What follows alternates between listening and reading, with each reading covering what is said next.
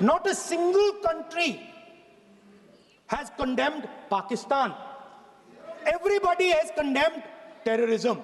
What does it mean? That the world is equating us with Pakistan. Earlier, when the UPA government was there, it was very clear Pakistan is promoting terrorism. And they used to condemn Pakistan for promoting terrorism. Now, not a single country has condemned. Acha, very interesting, another fact. I mean, sometimes this external affairs minister amazes me. He says that now even defense minister, we have deterred Pakistan. Acha, you have deterred Pakistan? Fine. The man behind Pahalgam is a Pakistani general called General Munir, Chief of Army Staff. That man is having lunch with the President of the United States. He is sitting there. Our Prime Minister cannot go there. Mr. Trump is breaking all protocol, and he's inviting the man who has done terrorism in India to have lunch with him. Prime Minister hasn't said anything. Prime Minister has not said, how dare Mr. Trump invite Mr. Munir to his office? माननीय सदस्य इसको माननीय सदस्य Now let me say what Donald Trump has to say. माननीय सदस्य ये सदन let me say what Donald Trump has to say. सदस्य ये सदन की संपत्ति है, इसको मत तोड़ो. Sorry sir, गलती हो गई. Now we have, according to this government, they have deterred Pakistan, and the mastermind of the whole operation is on lunch with the president. Mastermind. After that, the President of the United States says, reason I had him here was I wanted to thank him. I wanted to thank him for what? I wanted to thank him for not going into the war and ending it. Let me repeat it. The reason I had him here for lunch was I wanted to thank him, the man who carried out Pahalgam. I wanted to thank him for not going into the war and ending it. Shame, very shame. Now, currently, General Munir, US General Michael Kurilla, head of their command structure, and generals from 4 Central Asian countries right now are having a conference on how to prevent terrorism. Right now. So while these people are running around telling the world that Pakistan has done terrorism, the United States is having lunch with the man and organizing and trying to figure out how he can help them fight terrorism. I mean, which planet is the foreign minister sitting on? Like, please come down. I don't know where you'll come down. You have flown off somewhere, right? The second thing, new normal. New normal is the chief architect of the Pahalgam is having lunch with the President of the United States. New normal. Now there's another new normal. There's another new normal. Fantastic idea. I don't know whose it was. At the end of the operation, by the way, the operation is still going on. They have declared victory, but it's still going on. Right? At the end of the exercise, they say, the government of India says, any act of terror is an act of war. Now, do you understand what this statement is saying? What this statement is saying is that any terrorist now who wants to make India fight a war has just got to do one attack in India. मतलब आपने पूरी की पूरी power आतंकवादियों को उठा के दे दी कि भैया आपको युद्ध चाहिए ना, आप एक अटैक कर दो, युद्ध हो जाएगा. It's craziness. You have taken the entire idea of deterrence and turned it upside down. Right? So today, no, one second, you're laughing. Tell me something. The next terror attack that happens, what will you do? What will you do? You'll attack Pakistan again? So now, the moment They know that you're going to attack Pakistan. They just have to do a terror attack and they know you're going. So this government is clueless even about what deterrence means. Right? This government is clueless about what political will means. This government is clueless about what it means to let the Army, Air Force, Navy fight. That's the reality of the situation. Now, I said in this house, standing right here, about 3-4 months back, and they laughed at me. They laughed at me. I said that please understand that India's biggest foreign policy challenge has been to keep Pakistan and China separate. And I said here that I am sad to say that you have destroyed the single biggest, most important goal of Indian foreign policy. China and Pakistan are fused like this. Okay? Now let me tell you what that means. Well, let me tell you what that means. It means, sir, अगर आप समझना चाहते हैं मैं समझा दूंगा थोड़ी देर बाद.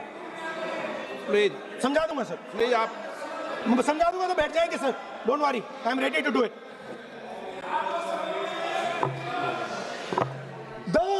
What happened actually, the truth of what happened, because I have to say that.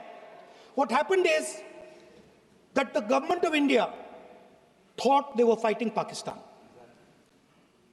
And when they arrived, they suddenly realized that they were not fighting Pakistan, they were fighting China and Pakistan. Yes. Meaning that the Pakistani army was attached.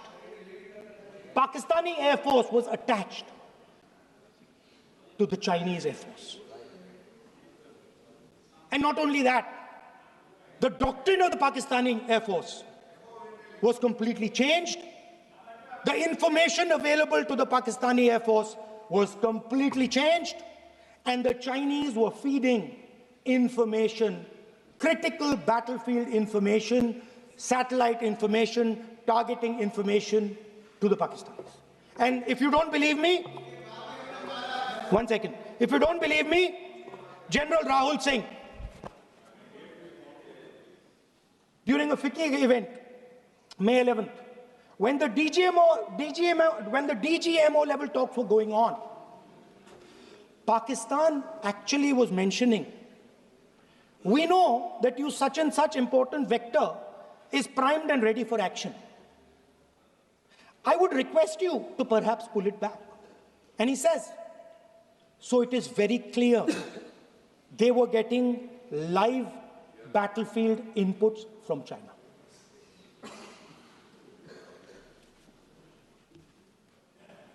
If you had listened to me here, you would not have lost those 5 planes. If you had listened to me and you had said that yes, the Chinese and the Pakistanis are fused,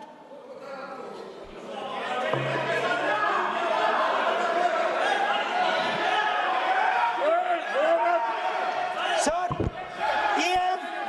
EM, External Affairs Minister says, yesterday in his speech, he says, the two-front war concept is a very old concept. I don't know what he's talking about. The two-front war concept is gone. It doesn't exist anymore. There is now a unified front concept where there is only one unified single front, and war is going to be held on multiple domains: space, electromagnetic, cyber, undersea, air, space, air, land, sea. So he does not even understand the basics of warfare. He's talking about two-front. That ship has sailed long ago. Speaker, sir, how did this integration between Pakistan and China take place? I want to make it clear. There is a center called CENTIAC, Center for AI and Computing, that was built in Pakistan with Chinese help. And the aim of the center is to integrate the Pakistani Air Force with the Chinese Air Force and make and transform the Pakistani Air Force into a network-centric Air Force. Speaker, sir, as I speak, and since 2021, Pakistani officers, strategic officers have been embedded in the PLA's Western and Northern Theatre Commands. They are sitting there, coordinating.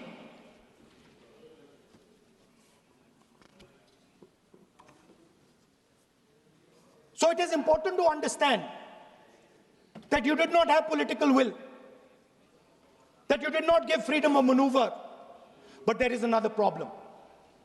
And the problem is that we are now facing not just China, not just Pakistan, but China and Pakistan fused as one militarily. Speaker, sir, it is dangerous in this time for the Prime Minister to use the forces to protect his image. It is dangerous for the country. The forces should only be used in national interest. The forces should be used with freedom. If you want them to be used, you want to unleash a tiger, free him. Do not tie his hands behind his back. Do not go to the Pakistanis and say, listen, don't escalate. Then go all the way. Then fight properly and defeat them once and for all. Don't have President Trump tell you that I have stopped the war 29 times. Have the courage to tell him, no, to hell with you. You can't stop any war. We're going to fight.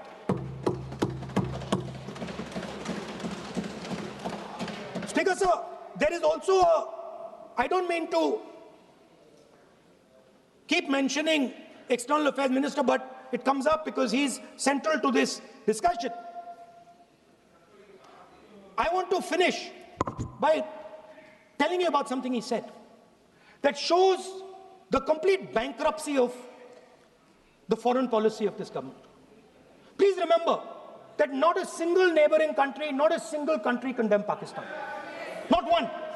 They condemned terrorism, they didn't condemn Pakistan. This is something that he didn't say. Now listen to what he has to say. And this shows you the mindset of these people. This explains why in his entire discussion yesterday of 1 hour, the defense minister did not say the word China. This explains it. And let me read the quote from the External Affairs Minister. Look, China, are the bigger economy. What am I going to do? As a smaller economy, am I going to pick a fight with the bigger economy? It is not a question of being reactionary. It is a question of common sense. Meaning he is scared. And this is the point. The point is that we are now facing in front of us Chinese and Pakistani fusion. And it is a very dangerous time. As you can see, it is a very dangerous time. And we cannot afford a Prime Minister who does not have the courage to use the army the way it has to be used. We cannot afford a Prime Minister who does not have the guts to say from here that Donald Trump is a liar. He didn't stop India from fighting. Okay. He's lying about the planes. Okay. We need a Prime Minister who completely frees the army, frees the Air Force, frees the Navy and says, go, khatam karo kaam ko, like Indira Gandhi did. Thank you, Speaker, sir. I'd like to end by saying this entire discussion is about the people who died in Pahalgam. It is a tragedy, and it was very disturbing to me, again yesterday, where they were talking about everything. They were talking about Pakistan, they were talking about everything, but they did not mention the people who died in Pahalgam. So let me finish. Finishing. Otherwise, you are not allowing, sir, LOP. Only this time, only allowing. Other time, mic is not allowed. Sir, do not allow India to be reduced to be reduced to a battlefield where large powers are fighting.